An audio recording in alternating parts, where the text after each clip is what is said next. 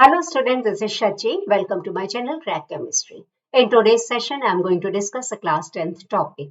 Topic's name is bleaching powder and chapter's name is acids, bases and salts. Students, in today's session, I am going to discuss each and every point which is extremely important for your board exams so that you can write any question based on these topics confidently without committing any mistake. Students, before starting, I want to remind you to subscribe my channel for getting information about further important uploads and press the like button if you like this video and share this video with your friends also. So now come with me and let's crack chemistry. Students, in our previous video, you have learnt about the preparation of sodium hydroxide from brine solution by means of chloralkali process.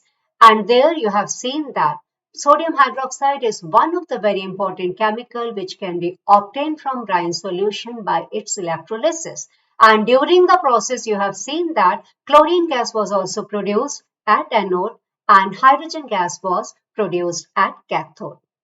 Now, in today's session, we will see that bleaching powder can be obtained from chlorine gas, which was produced during chloralkali process, which was used for the preparation of sodium hydroxide by the electrolysis of brine solution. Bleaching powder can be produced by the action of chlorine gas on dry slate lime. The reaction involved is, so you can see the complete reaction here. Calcium hydroxide is CaOH taken twice, whose common name is slake lime. It is also called as lime water. Chlorine has the formula Cl2. So when chlorine is passed over dry slake lime, the products formed are calcium oxychloride, whose common name is bleaching powder, and water is also formed. Now, another very important point is that bleaching powder can be represented as CaOCl2, but its actual composition is quite complex. Now, we are going to discuss properties of bleaching powder. First property is that it's a white powder with a strong smell of chlorine and it's soluble in cold water.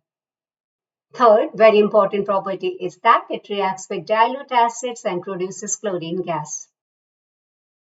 This property you can understand by the action of dilute sulfuric acid with bleaching powder. So bleaching powder reacts with dilute sulfuric acid and products formed are calcium sulfate, water and chlorine gas is also liberated. So these are the important properties of bleaching powder along with the chemical reactions. After discussing properties, we will discuss its uses. Bleaching powder is used for bleaching wood, clothes, linen, etc. in industry. Students, linen is a cloth which is obtained from flax. Then it is used as an oxidizing agent in industry. It is used as a disinfectant to make water free of germs. And it is also used in the manufacture of chlorine. Students, just now we have discussed that when bleaching powder reacts with dilute acids, chlorine gas is produced. Then it is also used for making unshrinkable bone. Students, after discussing preparation, properties and uses of bleaching powder, I want to discuss an extremely important point, which is that during your exams, whether they are board exams or home exams, they never ask questions directly on a particular compound. Rather, they will ask the questions indirectly.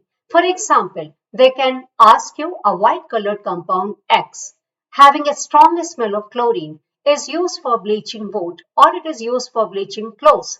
It is used for cleaning swimming pool. Then they will ask you to identify the compound and write the reactions involved. So students, you have to clearly mention the compound X is this, and each and every point which is asked in the question, you have to write separately in separate lines with the help of appropriate chemical reaction.